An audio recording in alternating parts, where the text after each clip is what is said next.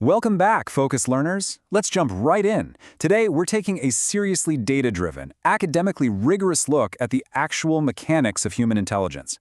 We're skipping the pop science life hacks. Instead, we're going to look together at the hard data, the heavy meta-analyses, and the natural experiments that show us just how incredibly malleable our brains really are. Okay, let's dive into this. For decades, right, we were fed this highly deterministic myth.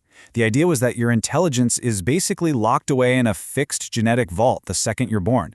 People assumed your baseline cognitive processing power was just as permanent as your eye color, and that you literally couldn't outstudy your DNA.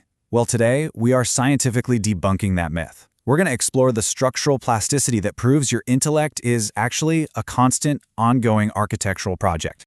So here is our cognitive syllabus for today's explainer.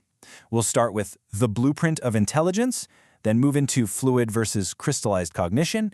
After that, we'll tear down the brain training mirage, look at the education effect, figure out optimizing cognitive modifiability, and finally, wrap up with the lifelong mental architect.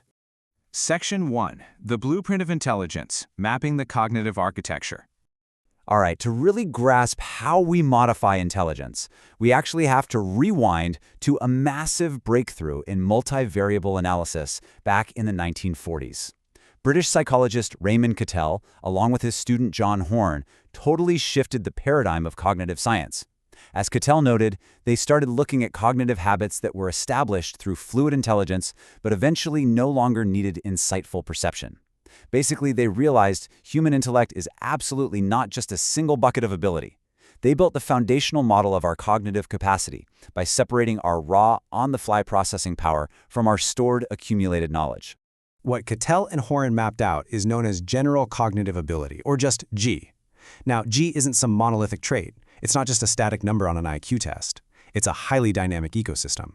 And the absolute key takeaway here is environmental sensitivity. Different subsystems of G run on a completely different biological hardware, and they react in totally unique ways to the specific environmental inputs you throw at your brain over your lifespan. Section 2. Fluid versus crystallized cognition, the CPU and the database. And this brilliantly illustrates the two primary engines of this whole model. Getting this distinction is absolutely crucial for understanding how your brain learns, adapts, and, how it ages. Think of fluid intelligence, or GF, as your brain's CPU. It heavily relies on the prefrontal cortex.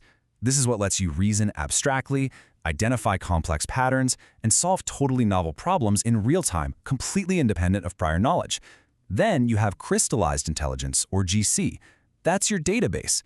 Living more in the temporal and parietal cortices, this is your massive accumulated library of vocabulary, facts, and procedures. So GF handles the real-time problem solving, while GC pulls up the stored data. When you track this across a human biological lifespan, you see some dramatically different developmental arcs. Your fluid intelligence, that actually peaks right around 18 years old as the prefrontal cortex finishes maturing. And by your 30s, it's already starting a progressive age-related decline. But your crystallized intelligence, that database just keeps climbing, hitting its absolute peak accumulation way into your 60s and 70s. It's an incredible natural compensation mechanism. Older adults might lose some of that raw GF processing speed, but they make up for it by leveraging an expanding GC database of acquired knowledge to maintain incredibly high-level cognitive performance. Section 3. The brain training mirage, methodological teardowns. So you might be wondering, if fluid intelligence naturally declines, can we artificially boost it? Let's take a hard look at the commercial brain game industry. 62,222. That is the massive number of participants from a landmark cross-sectional internet cohort study. Researchers wanted to know, does playing commercial brain games actually give you a population-level cognitive advantage? The data was brutal, honestly. It showed that engaging in commercial brain games yielded absolutely no generalized cognitive advantages over people who just, played regular board games. Let's put on our critical cognitive architect hats for a second. Look at the discrepancy in FAR transfer, which is actual generalized IQ gain between passive and active control groups. Why does the type of control group completely invalidate these brain game claims? Well, a passive control group knows they're doing nothing, so they don't try very hard on the final test. But an active control group plays a placebo game and stays motivated. When researchers use an active control group, that FAR transfer effect size drops to exactly 0. So the crucial point here is that apparent IQ gains from brain games were never neurobiological expansions of fluid intelligence. They were literally just motivational placebo effects. You get amazing at the game itself, that's near transfer, but it definitely doesn't make you fundamentally smarter. Section 4. The education effect, rewiring the neural network. If brain games are basically a mirage, what actually works? We shift our focus now to rigorous, formal education. But first, let's establish the biological baseline. Behavioral geneticists estimate that in adulthood, about 65% of the variance in human intelligence is genetically heritable. Think of your DNA as determining the absolute size of your bucket. But that leaves a massive 35% entirely up to environmental influence. The environment is the water filling up that genetic bucket. And the data overwhelmingly shows that complex, formal schooling is the most profound environmental water we possess. Massive meta-analyses prove that just one extra year of formal schooling literally, causally, raises standard IQ by 1 to 5 points. And to prove this wasn't just selection bias, like just smart people choosing to stay in school longer, researchers leaned heavily on a Norwegian natural experiment from the 1960s that universally increased mandatory schooling. Using instrumental variable analyses to isolate true cause and effect, they found that students who were forced to stay in school an extra 2 years saw a permanent baseline shift of 3.7 IQ points per year. Education literally alters your neurobiology. We can actually see this structural rewiring happening on a global scale. It's called the Flynn effect. For decades, baseline human IQ scores have steadily marched upward. Why? Because the modern education revolution physically stretched our collective intellect.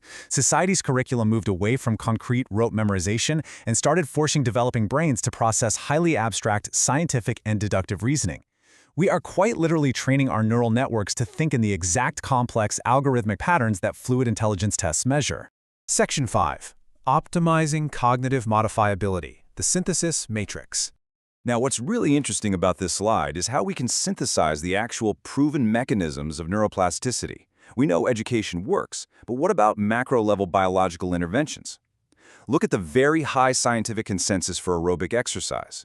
It physically upregulates BDNF, brain-derived neurotrophic factor, which drives actual neurogenesis and thickens the cortex. Then you have the Mediterranean diet, which has high consensus for delivering omega-3 fatty acids that construct cellular membranes and slash neuroinflammation. Long-term mindfulness actually remodels the brain, structurally increasing prefrontal cortex gray matter while shrinking amygdala reactivity. Now, contrast all of that highly validated structural plasticity against things like pharmacological nootropics or stimulants. Those just manipulate dopamine pathways for a temporary focus boost. They have a very low consensus for actual cognitive enhancement, and they carry super high risks like cardiovascular strain and long-term receptor downregulation. Section 6. The lifelong mental architect, building cognitive reserve. Okay, we've powered through an immense amount of dense, academic data today. So how do we actually apply this to your own trajectory? How do you become the architect of your own intellect? Look, the data says you can't easily raise your peak fluid intelligence once your prefrontal cortex matures past age 25. But that definitely doesn't mean you stop building. By integrating these heavily evidence-based habits, like relentlessly pursuing complex novel skill acquisitions such as coding or languages, demanding rigorous aerobic output, and curating a seriously demanding intellectual environment, you are constructing what neuroscientists call cognitive reserve. It's your brain's biological buffer. You're building redundant neural pathways that profoundly delay age-related cognitive decline.